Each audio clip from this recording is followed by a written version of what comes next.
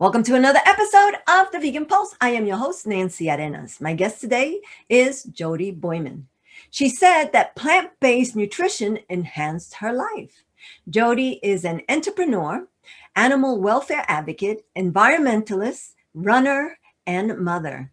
But she is also the co-founder and chief purpose officer at Hungry Planet. And their mission is to bend the curve on human and planetary health with a full range of premium, delicious, nourishing plant-based meats. Stick around. I want to introduce her to you. Hi, Jody. How are you out there in Santa Barbara, California? I have no complaints, Nancy. I do love being based here and running sort of our sales and marketing from the West Coast. No complaints at all. It's been a beautiful year so far. That's great. That's awesome.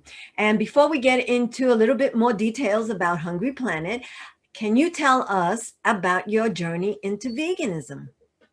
Yeah, absolutely. So very few of us are actually lucky to be born vegan. So my siblings and I grew up in St. Louis, Missouri, heart of the Midwest, to European parents who ate a lot of meat and felt like it was part of a nutritious diet, as they were being told by our federal government. And from a very young age, I was born an animal lover. I think most of us are.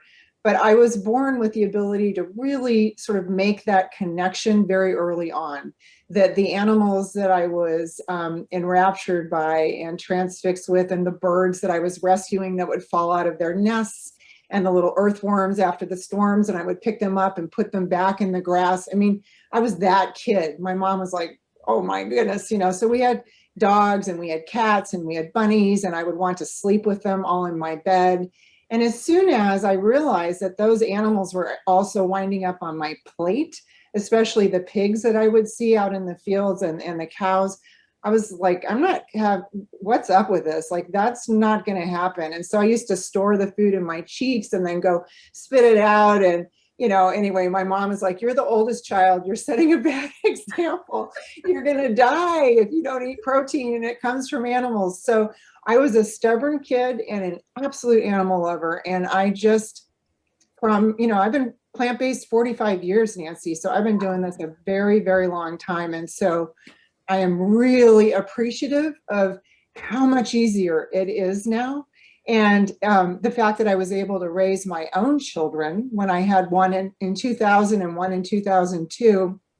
And I just have raised them vegan. And my son is 6'6" and plant-based, and my daughter is 6 feet tall. I'm the tiniest one in the family. Not that size has anything to do with it, but when people say you're not going to grow big and tall and strong if you don't eat meat, I'm like, exhibit A, exhibit B. This is how I raised my kids, and late in my life, by the way, like in my late 30s, early 40s. So it's been a long journey, but I'm just so gratified to see that we have so many more choices, out there now for people who are plant curious or flexitarian or just leaning plant-based. I think the awareness is raising. And so in the 60s and the 70s in St. Louis, Missouri, it was a heavy lift. Now it's more fun and easier. That is awesome. First of all, when you said that you were a headstrong kid, I'm so glad that you were, number one, because I think that's one of the best stories I've heard, where you take the food and you then spit it out, because you didn't want to eat it. I think that is awesome.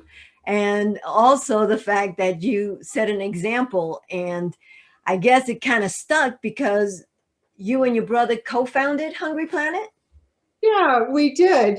We realized early on that our food choices sort of have unintended consequences, right, for our health and for the environment and certainly for animals.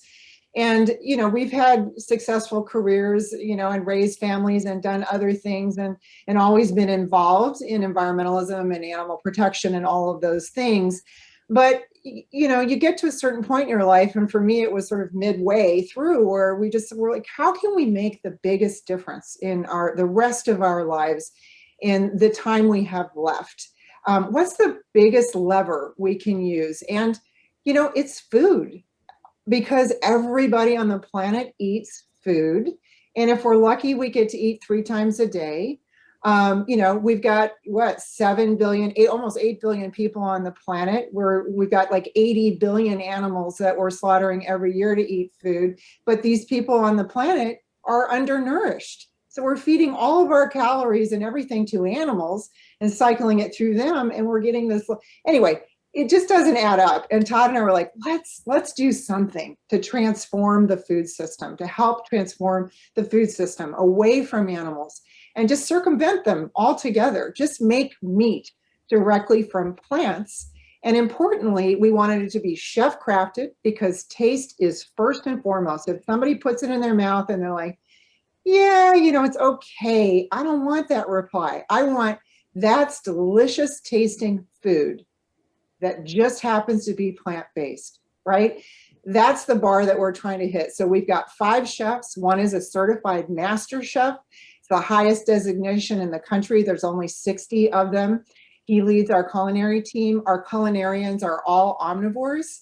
So, they've got street cred of it just has to be delicious food, but we're making it from plants. We're making plant meat. And so anyway, that's what was really driving us. It was a passion project, to make a better, more just and sustainable world. Our mission is to bend the curve on personal and planetary health through delicious, nutritious, plant-based meats. So our meats, we have the widest variety. We have 9 proteins. We have the best nutritional profile, about half the calories, a fraction of the fat, no saturated fat, really important, lower in sodium, high in protein, high in fiber. So it is just a wonderful thing. And it's a 1-to-1 swap for conventional meat in any recipe globally. So we have launched in Singapore and we are in a lot of the markets there. So we are in retail and food service and e-com now in the United States and Singapore and Australia, a little bit in New Zealand, and we'll be moving into Canada soon. So we're growing really fast right now. After 10 years of heavy lift and getting ready and getting all of our R&D, we spent a ton of time perfecting our recipes before we launched. That is great. Now your products are available to restaurants and at supermarkets? Yes. So we launched as a food service company almost exclusively right before the pandemic hit. So we got loaded up into our distributor and we were ready to go. And then the pandemic hit, we were like, people are still going to be hungry, but they're just not going to be eating out, or they're not going to be, at college or university where we used to sell a lot to. So we decided to take that opportunity to bring our retail up front. And we got going on that. So now we have 14 retail items, including 7 new innovation ones, a crispy and fried chicken, a grilled chicken strip, and a grilled and diced chicken that goes great on salad. So it's all pre-cooked. It's ready to just use right out of the packet. But yeah, 14 items available in retail. We're in Albertsons down in the South right now. We're expanding. So, and then also e-com. We just opened a really great store on Amazon. So you can get everything that we have on our Amazon store right now and Costco. We'll be launching in Sprouts in about 3 weeks. I'm not supposed to talk about that yet because we're not on shelf, but I'm so excited. In all the stores. I think it's almost 400 stores. So it'll be available at all of the Sprout stores here shortly. So yeah, we're really excited to get this delicious tasting food into the mouth of omnivores, flexitarians, plant curious people. Vegans and vegetarians, I don't worry about so much. They sort of already have it figured out. It's not the solution necessarily for them. It's sort of a fun thing to take over to the neighbors when you want to grill a great tasting burger and show them that it's just as delicious as what they have, but so much better for you that you can eat it every day and doubles if you want. But yeah, it's really for the flexitarian market, which is enormous and growing. And what you said, and and even as a vegan, I would people would come to me and say, well, what's out there that I could eat? Because when people are making the transition, they're still looking for your kind of products, because not everybody just goes from being an omnivore to just going to plant-based because they don't know what to do, how to cook it, or any of that. So a lot of people, for myself, that my transition was to go to the products that were out on the market. And unfortunately for me, 7 years ago, there wasn't a lot out there.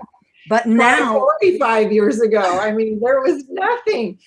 Nothing. It was for long-haired hippie freaks. You had to go to like a health food store and there was like two in every state, and you had to drive far, and then it was like powdered soy that you mixed your own soy milk, and it just, anyway, it was a real dedication. So yeah, we're trying to make that on-ramp easy, easy, easy, right? And just remove all the barriers so to I'm glad for this product because, like you said, even for the restaurants, because when you go to restaurants, I know that when I started out, they would give me like, "Oh, you're vegan, okay," and they would give me a chunk of tofu, and they put some what they thought was a glaze, and it was horrible. I hated tofu because that's the way they served it to me. I love yeah, tofu now, but because I know how to cook it.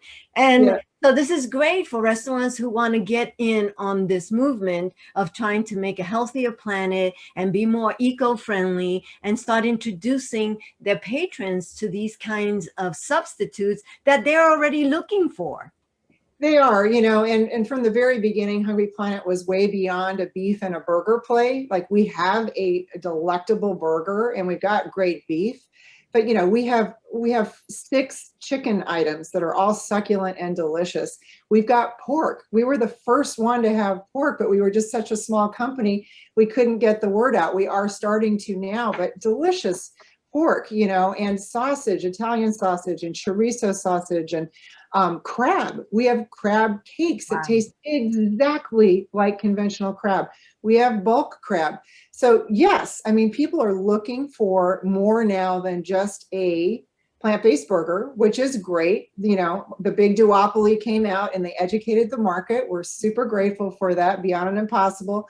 And we're like, and we're here too. And we have 9 proteins, you know, across all these ranges. So raw and pre-cooked and formed and all these different things. So variety is the spice of life, especially for those who are dipping their toe into this and they want to see that they can eat this way all week long. And it's not just a beef and burger play. That is awesome. Again, thank you, Jody, for being on the Vegan Pulse. I appreciate it, and for giving us that information. I will have all information on our social media posts about Hungry Planet, and we'll definitely be looking for Sprouts to get those products in there so that I can go ahead and buy them.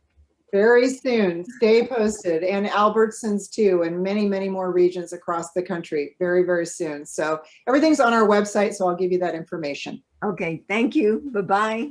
Thanks, Nancy. Bye-bye. Thank you for watching another episode of the Vegan Pulse. I am your host, Nancy Arenas. Like us on Facebook, check out our webpage, and subscribe to our YouTube channel. If you have a pulse, you have a purpose. Live vegan.